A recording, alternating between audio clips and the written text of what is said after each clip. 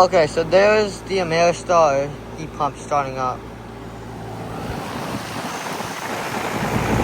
It's got a culprit skull compressor. There's the logo. And you guys probably saw that startup that I got yesterday.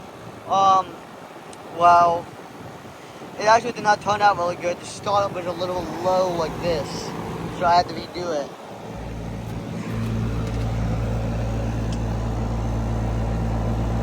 So on the 12th week of 2018, 3.5 ton. It's nice and warm air.